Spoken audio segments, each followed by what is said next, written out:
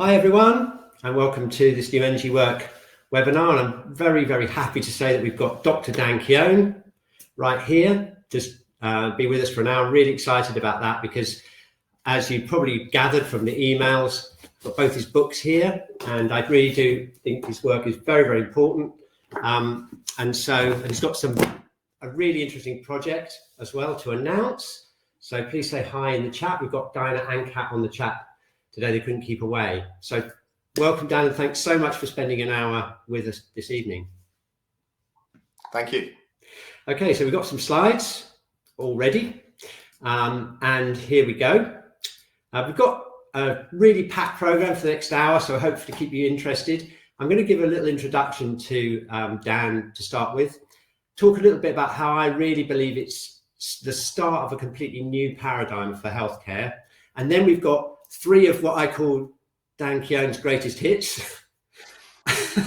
Embryology, which is really interesting how it links with acupuncture and shiatsu. The fascia and the channels, another really convincing, the first time I really had a convincing explanation really of why the channels are where they are. And then to top it all, we have the organs, again, kind of demystifying the whole Zhang Fu mystery thing by really digging down and seeing how the organs in Western medicine actually, and especially their interactions, link very, very much with the traditional Chinese medicine organs. And then we've got a surprise for you, the Flexner report. I didn't know anything about this until the other day when Dan introduced me to this. It's a real insight into why medicine, Western medicine, is how it is. And then on the back of that, Dan's going to explain his exciting new project, which is the Acupuncture Hospital. So that's what we've got in store for you. It's great to see so many familiar names on the chat, and we've had a really good response for this webinar. So here's a picture of you, Dan. You look a bit younger there. Where was that? Whereabouts were you there when you? So that was with Wang Yi in Beijing. That was 2011. Yeah. And yeah, that was kind of, Wang Yi is one of the greatest acupuncturists of all time, really. And he was the guy who single-handedly brought channel palpation back into prominence within acupuncture practice. Wow. Okay. And you studied with him directly when you went to China? Yeah, I just spent 2 weeks with him and learned more with him in 2 weeks than in my entire degree. Oh, really? Yeah. Because you originally studied medicine, obviously, and you were an emergency doctor, weren't you, to start with? Yeah. I was doing that up until like 5 years ago, and I basically was. I took a couple of jobs explicitly on the understanding I'd be allowed to use acupuncture within the jobs, and both times they basically turned around and went, "No, you can't." Oh, really? I've been doing the job for several months, and so I left. Eventually, I just left Western medicine as is, because it was. I could just see that it was broken, fundamentally broken. We can talk about that in the Flexner report. Right, absolutely, yeah, sure. Okay, look at this. This is a great review. The most important Chinese medicine book this century. So this is about. I think I ought to run my first poll now. Have you read The Spark in the Machine? So if you'd like to vote on that poll, and we'll just see how many of the people tuning in. We've got nearly 100 people here live, and we've got about another 400 people going to be watching the recording later on. And we've got about 3/4, Dan, have actually read The Spark in the Machine. So you've got a good fan base there. Yeah. Excellent. You get it. Yeah, that's really good. Only like $15. Yes, it's a very low cost. You should. Those of you who haven't read it, I really recommend it. And what about the Dan's second book, which is The Uncharted Body, which is more like a manual here. You can see that. Let's find out how many of you have read that or have got that.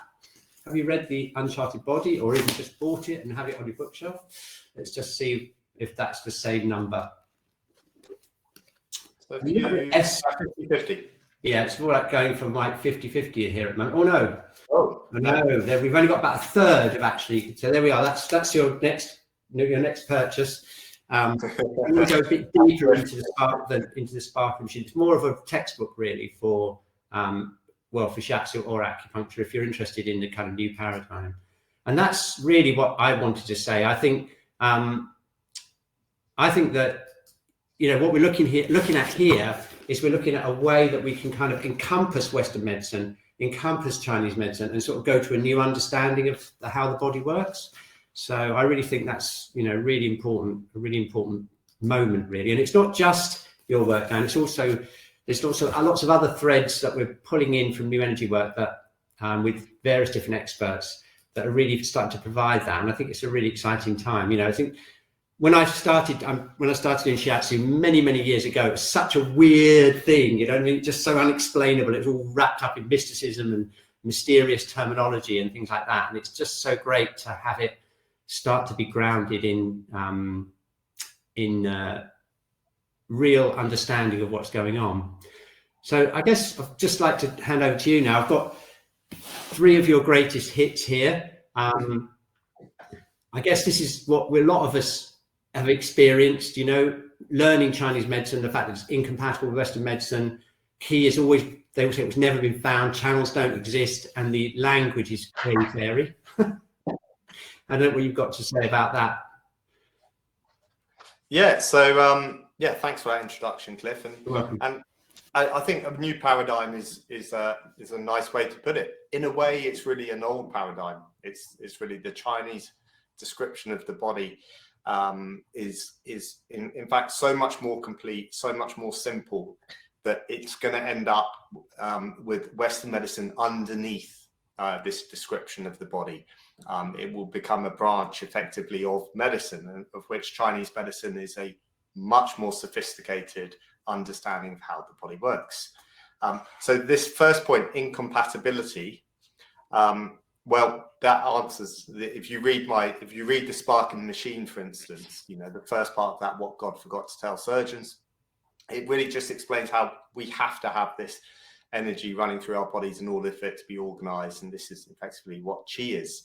And the reason that qi's never really been found is because energy generally is invisible in its nature. So if you're watching this TV screen at the moment, you can certainly see the photons coming off your TV screen, but the electricity running the programs behind the TV screen is invisible to you. And if you wanted to take apart that TV screen and look for this electricity, you wouldn't find it. And it's the same in our bodies. It's definitely there. There's undeniable that our bodies run on electricity. But it's difficult to see, but we can certainly measure it. Every single cell in our body has an electrical potential difference of about -60 millivolts across its membrane, integral to its life. So a lot of these things, a lot of the problems that we've had actually have been pure translation issues. And these are still going on through much of Chinese medicine. We have to be very aware of translation. And the next is a good example. So the channels is from the Chinese Jinglua. Jinglua translates really best as connective tissue network. And it's not quite there. It's a bit like qi in a way, Jinglua. I think we might end up having to use Jinglua to describe these. It certainly doesn't translate meridians. In no way does it translate meridians. It's an awful translation. There's a good reason why it was translated into meridians, and that reason is that the original translation, which occurred 130 years ago by Georges Soulier de Mauron, was an attempt to translate Jinglua into English, and meridians was what was chosen, but it's a very poor translation. Channels works in terms of what we're actually describing, and also as a semi-decent translation. So the main thing, if you like, that I see myself as is a translator of Chinese medicine into English or Western scientific thought. So as I've just explained, you'll never really, apart from when I'm saying don't use the word meridians, or if I'm describing a visit to Greenwich, you'll never hear me saying the word meridians.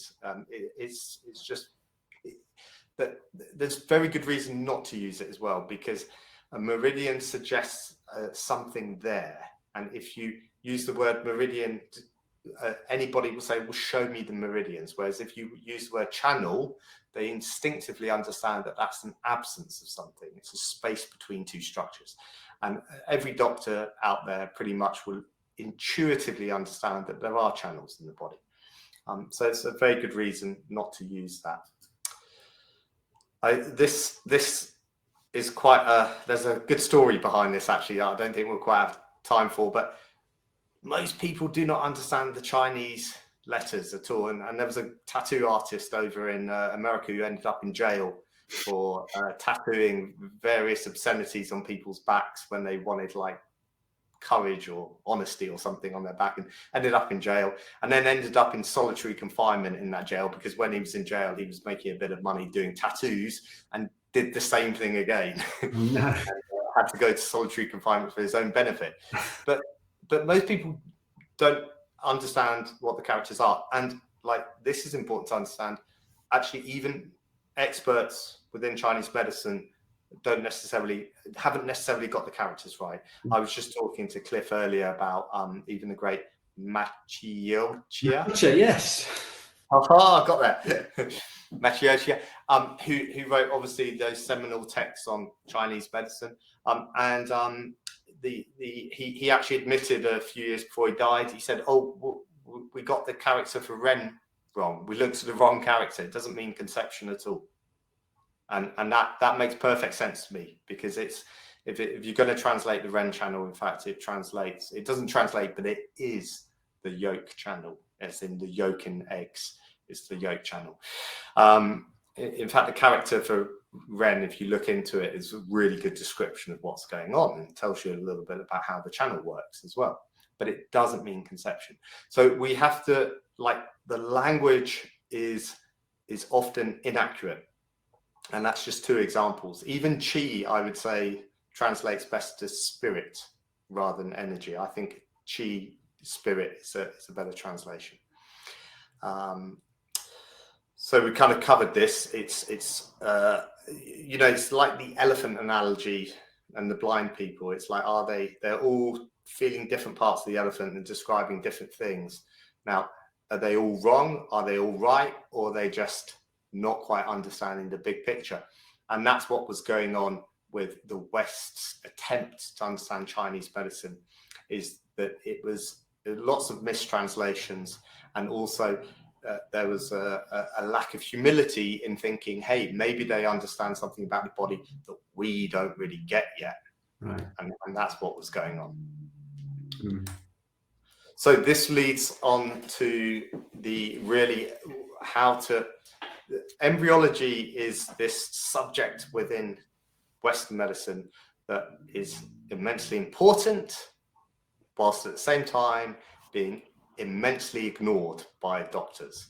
And if you want to prove this to yourself, go and find a doctor next time and say, you could even say, acupuncture works because of embryology, or say, what do you know about embryology? And they will know almost nothing. In fact, you'll probably see this slightly panicky, confused look on their face, because they know nothing about embryology. And this is because within Western medicine, which is a very reductionist model of the body, the embryology doesn't really have a lot of significance.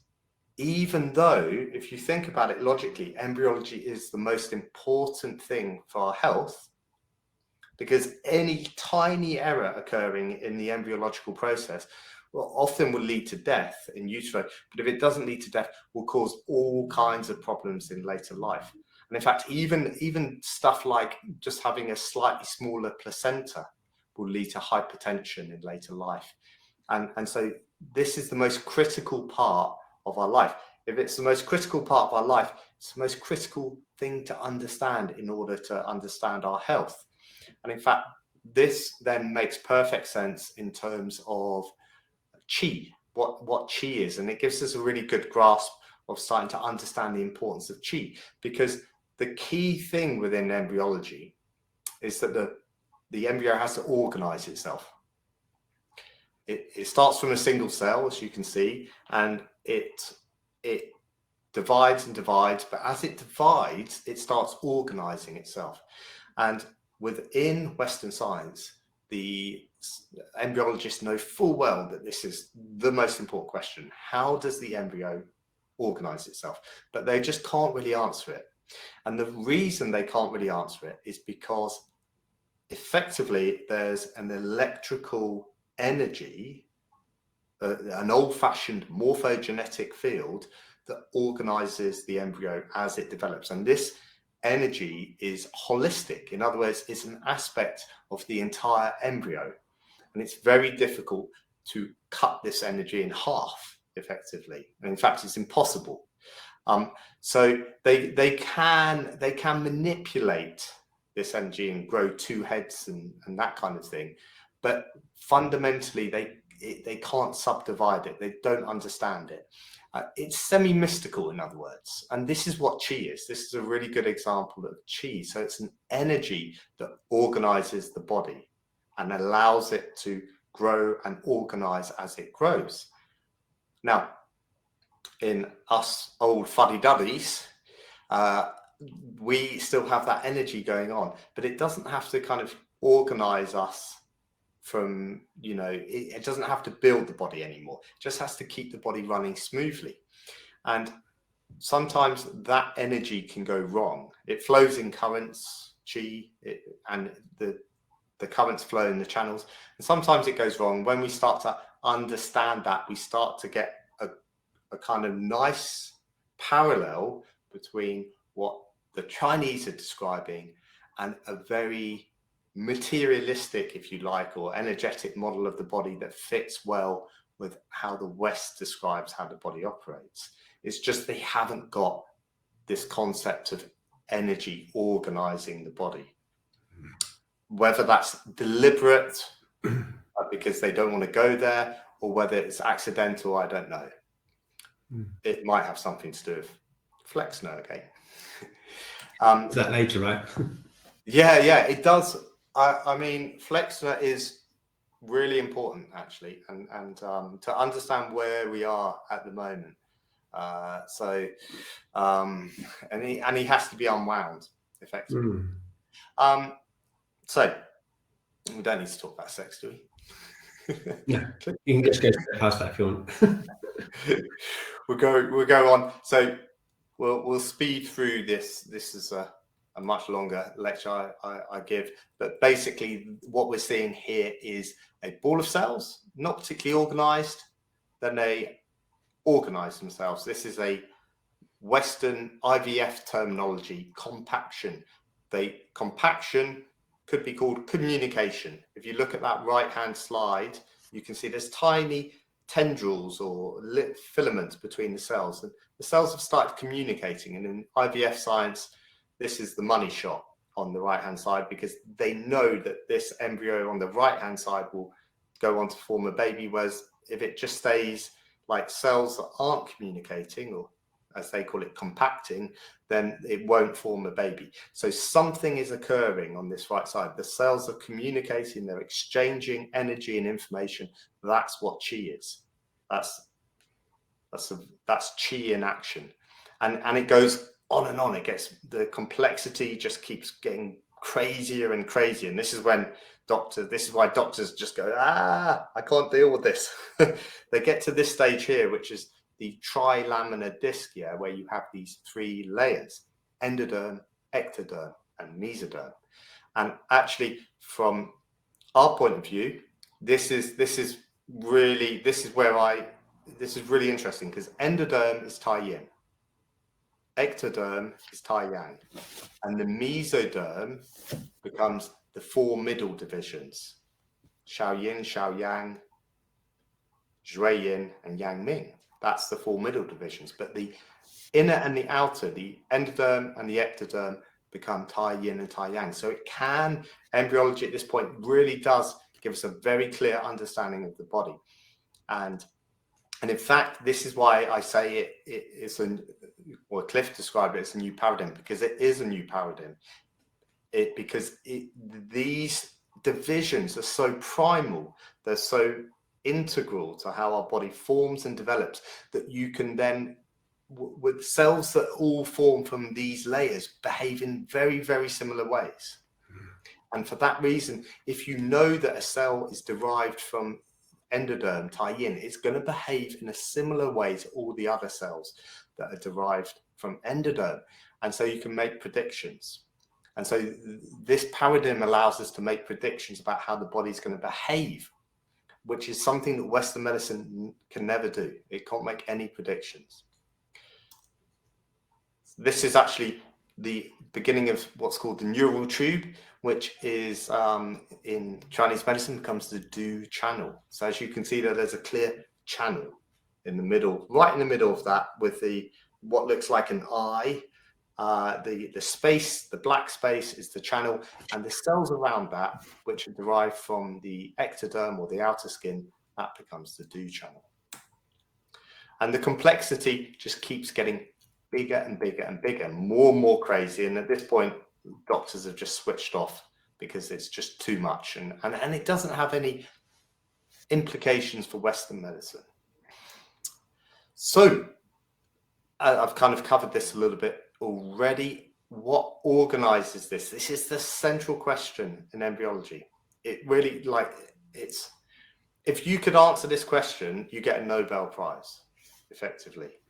There was a Nobel Prize given in 1933 to a guy called Spemann, who said there are parts of the embryo that organize the embryo. That they're called organizing centers. Yeah, he got a Nobel Prize for that. Then there was another Nobel Prize awarded in 1997 to a woman called Christine Nusslein-Volhard, who showed that there are chemical messengers that move between the organizing centers that help the organization. But this still doesn't answer the question of what's organizing this system. Those Nobel Prizes were given for describing the system that is used to organize the embryo, but not what's organizing that.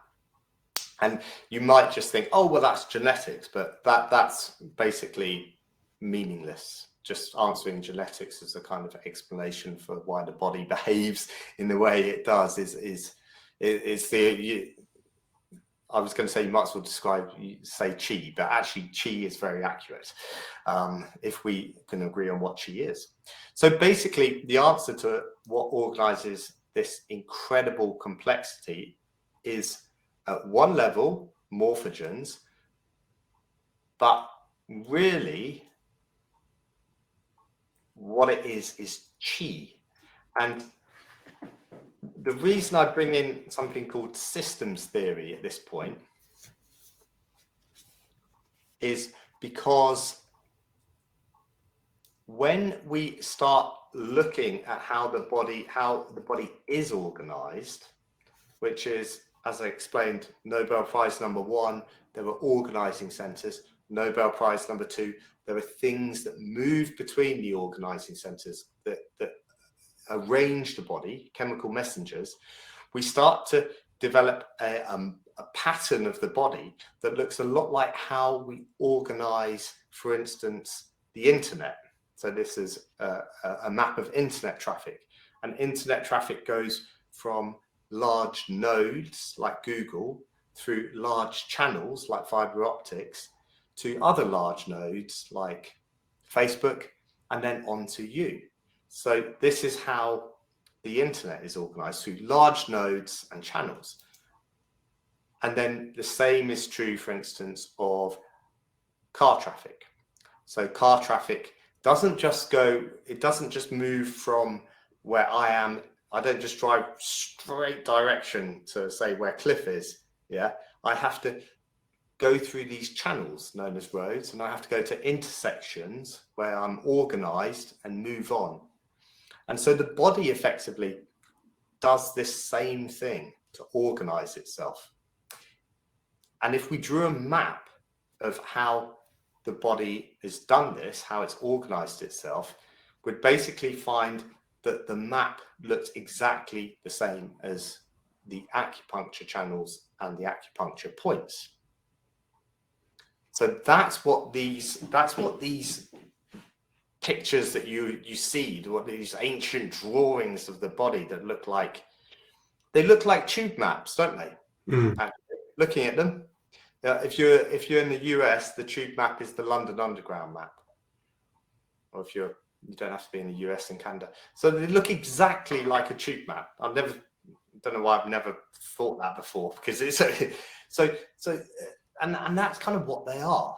The tube map is a system for enabling you to understand how to move across London, yeah, and how people can move across London.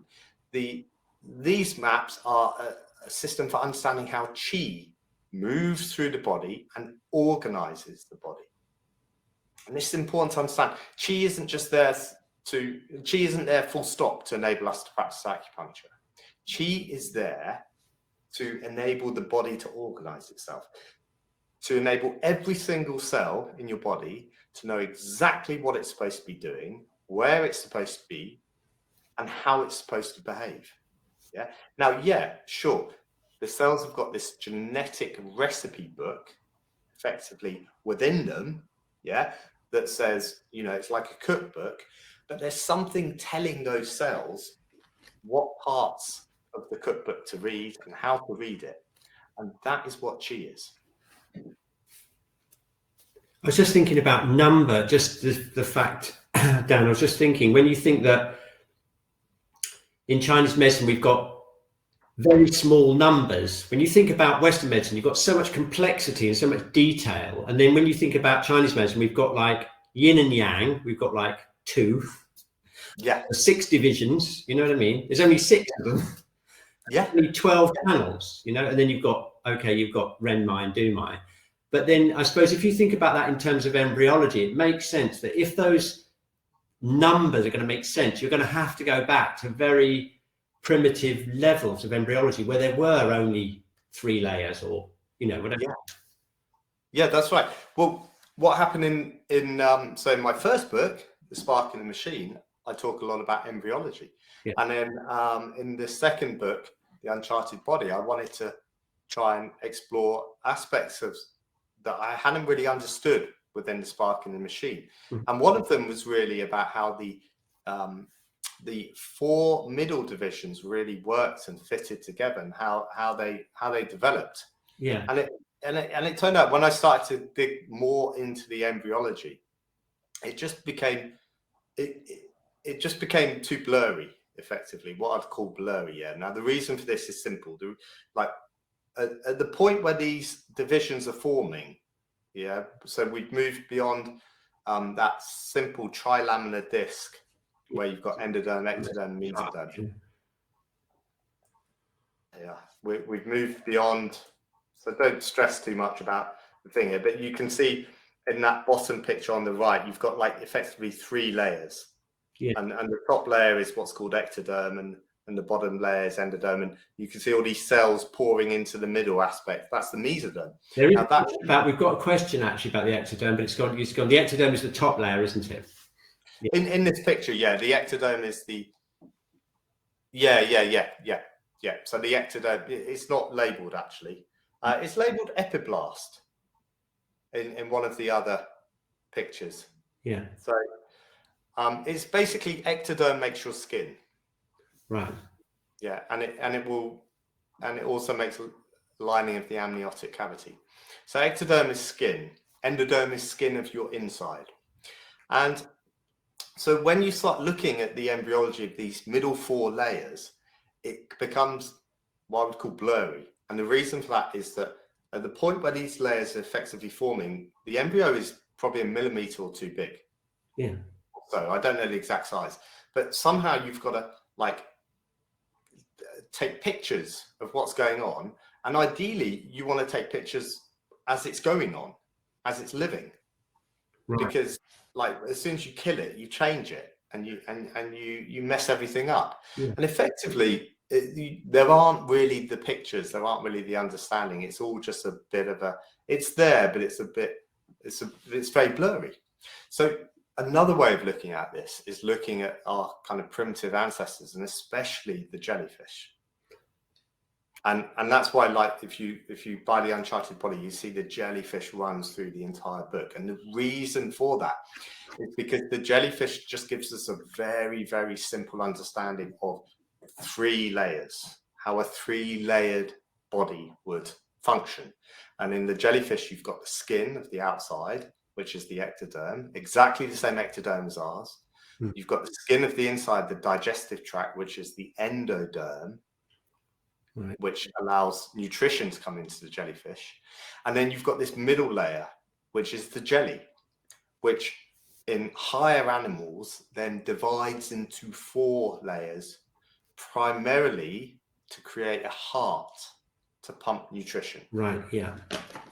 So these are very, very, very simple layers, yeah, and yet incredibly accurate. And they're so simple that in 2 minutes I can describe all of the 6 divisions in very accurate terms, but very simply.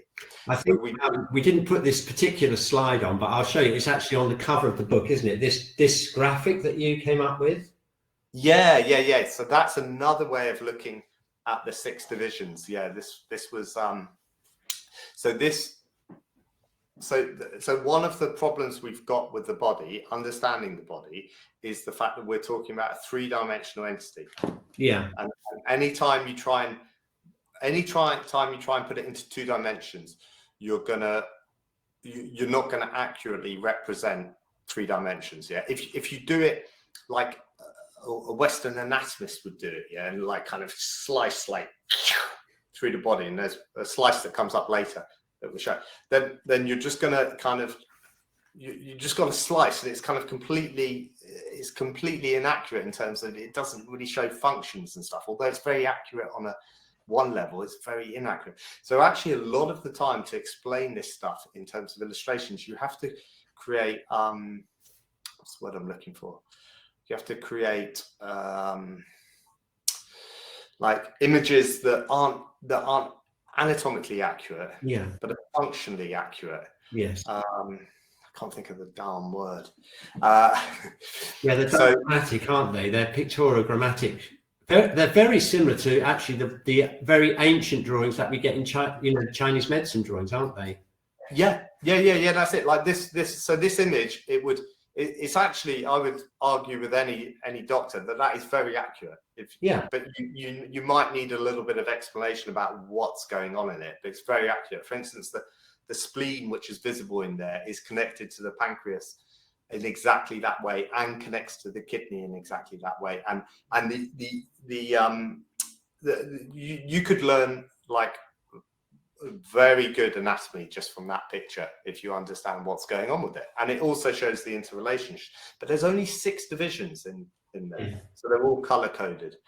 And those 6 divisions are just very easy to understand. So we've already covered 2 of them, like the skin of the outside, which is Tai Yang, and that will also go on to make the brain and the spinal cord, which if you're an acupuncturist out there explains why the Dumai, which is the Dumai is basically the brain, and also the Yang Chao Mai, which is effectively the ascending tracts of the spinal cord.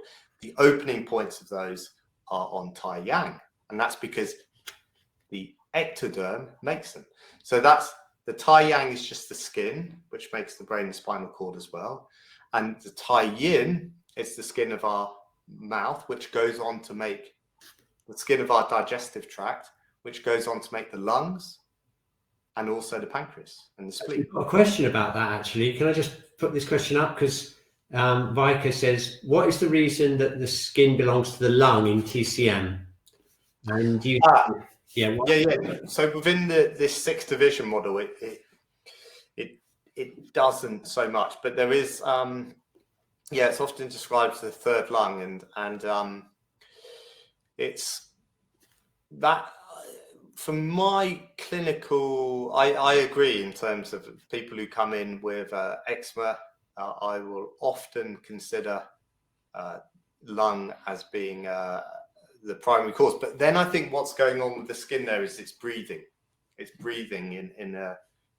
breathing out toxins. Yeah. So I think it's functioning in that way like a lung in terms of breathing, but it actually belongs. It doesn't belong to lung. The skin belongs to Tai Yang. Cool. Yeah, and that's backed up by the kind of classics. In the classic is the Shanghan Lun, if you want to try and get to grips with the 6 divisions. I don't recommend trying to read that in ancient classical Chinese. It's difficult enough reading it in somebody who's interpreted it. And then these 4 middle divisions are basically, you've got Xiao Yang, which is white blood, lymph and fascia. You've got Xiao Yin, which is red blood, which is the blood itself, the heart and the kidney. And then you've got Yang Ming, which is effectively the muscular layer of the intestinal tract and the muscles within our body. Mm-hmm. And then Shui Yin, which is the pleural cavity, the peritoneal cavity, much of the venous system, the liver, and that's it. That's the 6 divisions. And that's a very accurate description of both these embryological planes and also the Chinese 6 divisions. And you can use, I mean, you can explain it in 2 minutes and you can ask lots of questions about it, but it all fits in perfectly. It's very simple. Well, one of the key points I always try and get across when I teach is like, you have to keep things simple in medicine. Because I remember one of my students looking upset, disappointed. She was like, "Is it that simple?" She wanted more complexity. And I was like, "Look, you look disappointed." And she was like, "Yeah, I wanted more kind of thing." I was like, "Don't worry, don't worry. Like, your problem is going to be complexity." Because the patient comes to you with effectively like infinite range of possible problems going on in their body, yeah? Infinite range of point combinations that you could use. And you have to somehow boil that down to just a few points and then fix the patient. And so your problem is complexity. So you've got to keep things so simple. Like you said, Cliff, it's like they've only got yin and yang, 6 divisions, but already, you know, it's like a chessboard. How many potential combinations are there? Absolutely, yeah. Clinically, it's a different story, isn't it? Yeah, that's it. So don't, if this sounds simple, awesome. That's what you want. You want things being simple. Okay, great. I can't believe we've only got 20 minutes left, Dan. I know. I thought it would go quickly. Right, we're going to take some questions now, really, won't we? Yeah. Let's just skip through. We've got all of this. Yeah. Channels. Yeah. Yeah. Oh, look, there is the picture. I did put it in after all that. Look, maybe if we just skip back to that one, just so everyone can. This one. There we go. That one. Yeah. Yeah. That's a picture. Yeah. This we will. Right, stylized. That's the word I was looking for. Stylized. So this is a stylized image of the body. Yeah. So yeah, you've got to stylize it, because if you make it completely anatomically accurate and correct, it's just basically semi-meaningless. Yeah, and I'll show you in the next image kind of what I mean. Yeah, these are the 6 divisions stylized, so you can start to understand some of the way in which they relate. It's not entirely accurate, but you can't make any 2-dimensional image that's entirely accurate of how the body works. So you've got to stylize it. And then if we take, so this is a CT scan of the body. So this is an example of like how we can look at the body in 2 ways. We can look at the body composed of things, or we can look at the body composed of channels. Now, everything in Western medicine is things. Like, nobody in Western medicine is ever going to look at this and go like, oh, look at all these potential spaces between structures, but they're all definitely there. Sometimes they fill up with fluid or blood, and then they'll comment on them. They'll say, oh, there's blood in this space. Anytime Western medicine says space, it really means channel. Anytime it says cavity, it means channel, because there's no spaces or cavities within the body. Something is always flowing in these things, whether it's chi, obviously, but there's also fluid flowing, and it has to flow, because otherwise it will turn septic. So you can take this image and you can effectively invert it, look at all the spaces, and you see all the 6 channels. The 6 channels are there. The 6 divisions, again, got to keep things simple. So people think there's 12 acupuncture channels. Sure, on one level there are. Really, there's only 6, but each of those 6 goes into the arm and the leg, and that gives you your 12. But thinking of things in terms of the 6 divisions makes things a bit simpler, because you already have these intrinsic relationships. So, for instance, what you call the liver channel and the pericardium channel. If you just think of that in terms of Zhui Yin, arm and leg Zhui Yin, is more accurate. And you've already got this relationship that's going on in your mind between these two things. That means that you think, right, they're just like basically the same channel going on in the above the diaphragm and below the diaphragm, but it's the same channel. And in fact, if we look at this next picture of the diaphragm, it's this. I love this diaphragm picture because, like, the diaphragm is effectively like this big barrier between the upper and the lower, and it's only got. It's not even actually got 6 gates. It's got less than 6 gates because some of the channels share some of the gates. So effectively, if we look, there's only really 3-4 holes through the diaphragm, yeah? And everything, all of the 6 divisions, therefore, have to go through these holes. Yeah, there's no other way through the diaphragm. It's like it's closed. So, and you can see them.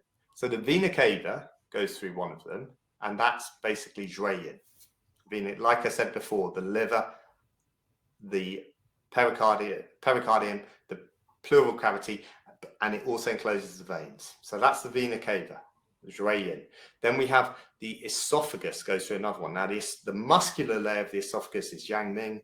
The inner lining, which is this very delicate lining that starts here and ends at our anus, that's Tai Yin, the inner skin. Then we've got the aorta. Aorta, I described before, is blood. Blood is Shao Yin. And then next to that, we have the lymphatic, the thoracic duct. It's a big channel of lymph. White blood, Shao Yang. And then lastly, we have nerves that go through and the spinal cord. And that is, as I said before, Tai Yang. The skin, your outer skin, makes your brain and your nerves. So it's a really easy description of, if you want to see the 6 divisions, the 6 channels, then just look at the diaphragm.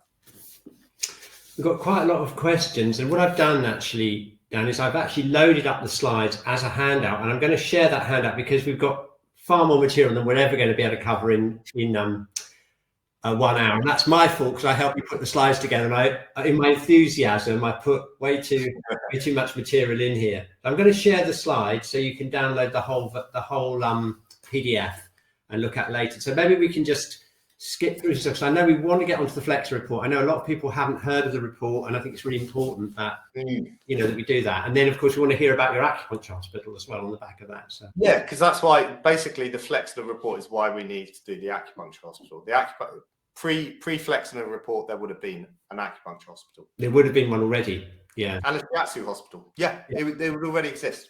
Yeah. A Flexor killed them. Yeah. Okay. Any questions? There are questions. I'll just have a look and see. Yeah, we've got, let me just, here we go.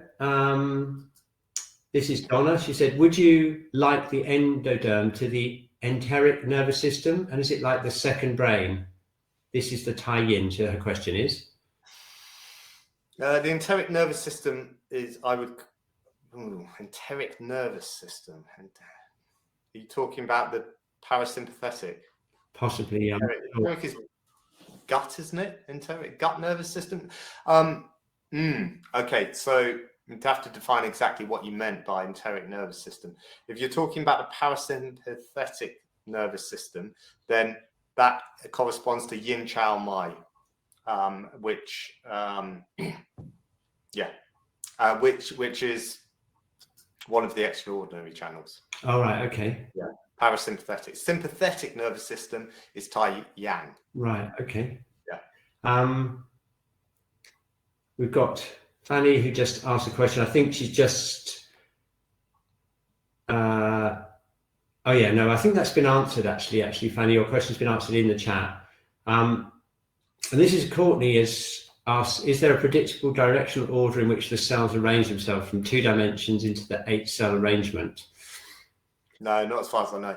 No. Sometimes, so it's important to understand this. I've seen people in the past take this 8-cell arrangement, and go, oh, there's an up, there's a down, there's a sideways, there's a front and back, and go, oh, that's the 8 extraordinary channels. In my opinion, no. Because these these ball of cells, there's 8 ball of cells. If we go back, actually, Yeah. the morella, it's called a morella or blackberry, yeah, Yeah. a mulberry. So you go 8 cells like this, yeah, and basically then it goes to that, yeah. Now this is actually the only bit of this that will form the baby. Is if you see Henson's node there, and that flat disc there, only that flat disc will form the baby. So in other words, this 8 ball, 16 ball group of cells, only a few of those are going to go on to form the baby. Okay. Most of them will be forming the placenta, the linings, all kinds of things. So it's too simplistic to just say that. I can describe exactly what all the extraordinary channels are, like I just explained the yin chao mai. But it's too simplistic to think that it's going on at the 8 ball stage. You need a little bit more complexity to your understanding of embryology. I cover that in the Uncharted Body. Yeah, it was a nice attempt, but I think fundamentally wrong. Sorry, what was wrong? This attempt to say with the 8 balls, I see, yeah, sure, yeah. The ball of cells, that this was the beginning of the extraordinary channels and stuff. I think that was a nice attempt. I admire what they were trying to do, but I think they were fundamentally just wrong. Right, okay. Should we get through to the Flexor report? This is all just stuff about channels. Again, detail that you can see in the PDF that I've shared with everyone. And there's information there again that comes from the Uncharted Body about the about how the organs interact. Really worth having a look at. Have a look at the slides and then check it out on the Uncharted Body. So now we have the Flexor report, which I first right. So I went through medical school, Chinese medical school, 20 years in working in emergency. Never ever heard of the Flexor report, and then basically. This is another story. We went to Vanuatu and was just disgusted about what was going on. Somehow came across this wanted to understand why Western medicine had got into this state, and came across this Flexner report, yeah, and I was just flabbergasted. So the Flexner, to give you a little bit of history, in about 1900 in the USA, there were 300 medical schools, which were a very broad church. There would have been, I imagine, shiatsu medical schools, acupuncture medical schools. There was osteopathic medical schools. There was even African American medical schools. There were 4 African American medical schools, of which medicine, I don't know what they were teaching. Close to voodoo in some aspects, I imagine. Broad church, 300 medical schools, and all of them were basically going concerns, businesses. So at some level, the public wanted this. Yeah, this was a nice, thriving capitalist health system. Yeah, this guy. So Rockefeller came along, yeah, and Carnegie, 2 massive industrialists. Rockefeller was a oil baron. If you want to get an idea of exactly what kind of man he was, supposedly the film There Will Be Blood is based on Rockefeller. He wasn't nice. Yeah, he came along and said, we need to shake this medical system up a bit. Yeah, so they got Flexner, who was an educator, and almost, in my opinion, got him because they knew the kind of report he was going to write. Yeah, and he wrote this report that basically said, shut down all of the medical schools apart from the ones that practice pharmaceutical medicine. Yeah, back then there was pharmaceutical medicine, and pharma comes from oil, and Rockefeller was an oil baron. Now, the primary one that he kind of said, this is what you want to be, is John Hopkins, which is really interesting because COVID, the whole nonsense of what came out with COVID and all the ideas that have now been discredited came from John Hopkins. Anyway, that's another slightly different thing. What Flexner did was write this report that effectively said shut down everything apart from these pharma medical schools, of which are 50, led by John Hopkins. Then Rockefeller and Carnegie took this report, went to Congress, effectively bribed Congress to turn this into a law. And within 5 years, the US went from having 300 medical schools to 50. Which is just flabbergasting. Flabbergasting for a number of reasons. Number one, that it happened. Number two, there was not a doctor out there that I've encountered that understands that really the medicine they are practicing today is Flexner medicine. And the Flexner wasn't even a doctor. No. He was an educator. And he was just picked by Rockefeller and given a load of money and said, go around the country and write this report. So the way I see it is we need to unwind that completely. In fact, I would say we'd almost need a Flexner for the 21st century. But the thing about Flexner, we don't need a Flexner. We just need to like open up medicine again to everything. So this idea, I was saying to Cliff, earlier, I was saying, when people associate hospitals, what do you think about hospitals? You think, I think I just don't want to go there. I'd have to and I'm a doctor, yeah. I'm fucking terrified about going to a hospital. I do not trust any of them. I do not trust their medicine. And if they practice their medicine as they are supposed to, I'll be fine, because informed consent is how they're supposed to practice it. Yeah? And then it would be cool. That's how I practice medicine in emergency. It makes it really wonderful as a doctor if you practice informed consent, because you can basically pass all responsibility over to the patient if you do it well, yeah, which then means you can go home and sleep because you don't have to worry. I mean, that's what a consent form is, it's basically allows them to sleep. So anyway, so what happened in the last 2 years, my attitude was always like, what I'm going to do is write these books, do acupuncture. I'm going to slowly but surely, we're going to get doctors to come around to this new paradigm, this new way of thinking of fixing people. But then the last 2 years happened. And what I realized was the system's completely broken. And actually Flexner is a big part of this. The system isn't completely broken because it's somehow been broken. The system's completely broken because it was designed in such a way that it is unfixable. Flexner did that deliberately. And so we need basically to open up hospitals, new hospitals. And that's what the idea behind the Acupuncture Hospital is. Effectively, I've come up with a business model that, in my opinion anyway, hopefully, that will allow this hospital to function on its own without any external input of money and without anyone. The idea is I don't want to take any money out of this hospital. So the hospital runs itself. Now, how can this happen? So the prime thing is that like everyone who goes into that hospital is treated with acupuncture as a baseline.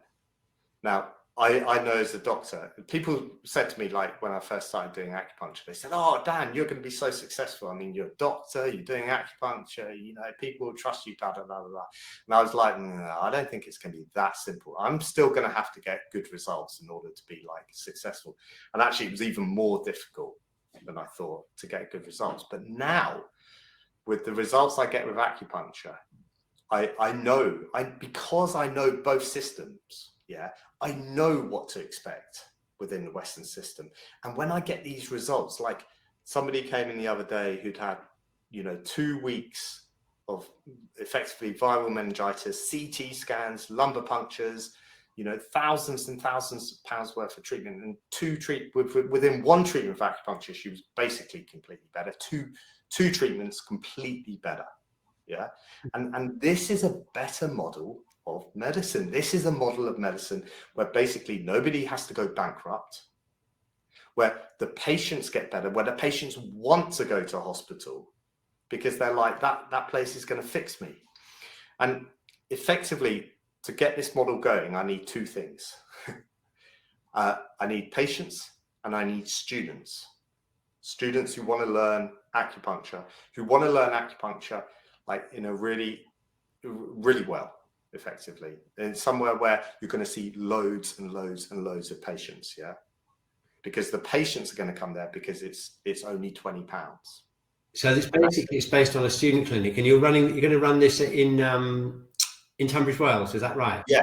The idea is that eventually there'll be these hospitals all around the world, and they'll all be that I won't own them. They'll if you wanted to start up one of these hospitals, you just start it up. Where my self-interest is at the moment, own the training programs to train you to become an acupuncturist, and I own the books that I will sell you if you want to learn more about acupuncture. So that's my interest, yeah. But the hospital, I want to get that going. I tell you, I said this to you earlier, Cliff. The number one reason I want to get that hospital going is in case I need it. Or my family. You know, I want a hospital that like I want to go to, that I feel safe. And so, like, have a look on the website. There's a constitution to the hospital, and one of the key things is like the people that come out of the training program will then become associates of the hospital, and those acupuncturists. This is a hospital that's going to be run by acupuncturists, and those acupuncturists are going to make sure the hospital is honest and ethical and doesn't do stuff that's basically profit driven. Because they won't have, now the hospital is going to end up with an IT, with surgeons, yeah, because surgeons have their role. It's going to end up with physicians, because physicians have their role. It's going to end up with an ITU, because let's face it, if we get run over tomorrow, break our legs, go into a coma, we want an ITU to fix us. We want an orthopedic surgeon to fix us. We want all these people there. But what we don't want is to be told that when you get a bit of hip pain that you need a hip replacement, when actually you could perhaps fix that with shiatsu or acupuncture or osteopathic treatment. And that's where this hospital, it's a hospital that's built from the bottom up, and the expensive, dangerous stuff only comes later, when basically the acupuncturist or the shiatsu or the osteopathic or whatever the patient wants, yeah, doesn't work. And then it's the acupuncturists who basically are the associates of the hospital who keep the doctors. The doctors are only there with the acupuncturist's permission. Yeah, it's kind of like turning everything round the other way, isn't it? The sort of low-cost, safer interventions earlier on rather than the expensive ones. We're getting loads of questions. We've only got a few minutes left, but I'd just like to just put a few questions up for you. Let's have a look. What have we got? Oh yeah, Catherine says, does the Acupuncture Hospital already founded? And you've just started it, haven't you? Just literally just now with the website. If you just go to the website. So like I said, the two things I need are students and patients. And the patients, and then basically I've got once I get 5 more students, I'm going to go rent. At the moment I practice in a clinic. I'm going to go and rent a space and put up the Acupuncture Hospital. I've been looking into like whether hospital's a legal definition. It doesn't appear to be. The government in the 2006 document said it's a place where you treat people. It's a hospital. Training doctor asking a question here. Look, Malgotzata, if I've got the name right. Is there any field of Western medicine particularly helpful for acupuncture practitioners, speaking from the perspective of a young doctor soon having to choose a speciality, but more interested in Chinese medicine than the Western stuff? What would you recommend? You've been through it, Dan. Yeah, get my books, basically, and it will blow your mind. It massively simplifies all of medicine, and then you just fit Western medicine into that. Okay. I mean, right, bear in mind, yeah, another reason like I want the Acupuncture Hospital is, in my opinion, and this is backed up by studies, the only medicine that really works in Western medicine is emergency medicine, and all aspects of emergency medicine. So, you know, your visual, you suddenly lose vision in your eye, yeah, and you've had a retinal hemorrhage, yeah. Ophthalmic emergency medicine works, yeah.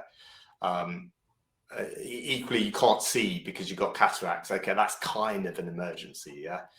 But other than that, it doesn't work, Western medicine. So we keep that aspect. That then fits underneath this Chinese medicinal body of Chinese medicinal model of the body, which is way more sophisticated and yet way simpler in Chinese than Western medicine.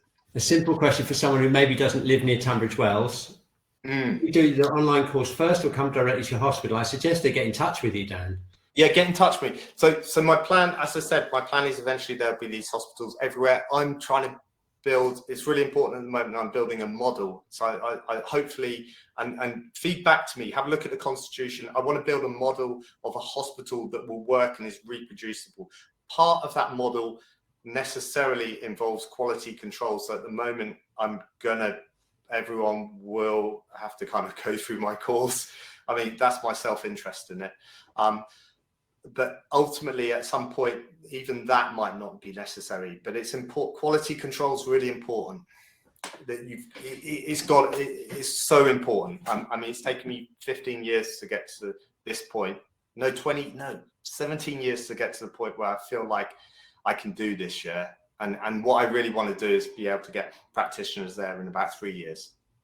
A year to do the course, 6 months to come back for refreshers, and then 18 months go off there, and hopefully in about 3 years you're in a good place. Okay, Dan, I wish you all the best. We've had a great response. We've had 120 people tuning in live, and there'll be many more. Thank you. Always a pleasure. Thank you, Cliff. And yeah, just keep us posted. Who knows? You might have a shiatsu person right in there on your Acupuncture Hospital. I can see it happening right now. Yeah, well, that's the idea. It's like, you know, it's all about what the patients want. Yeah.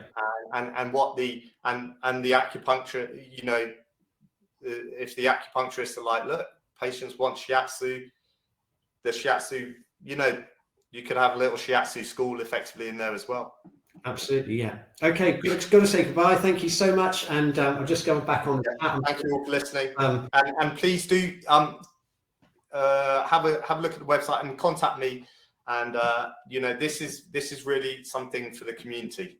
This is something for everyone. This is, yeah, it's the future of medicine. And with that, we say goodbye. Thank you very much, and we'll be definitely keeping in touch with you, Dan. Thanks so much for your time. And yeah, soon. And Bob, goodbye, everyone. Thank you very much for your support. And watch out for the next webinars on new energy work. Okay, thank you very much for looking after the chat as well, Kat and Dinah. And thanks, Kat. Thanks, Dinah.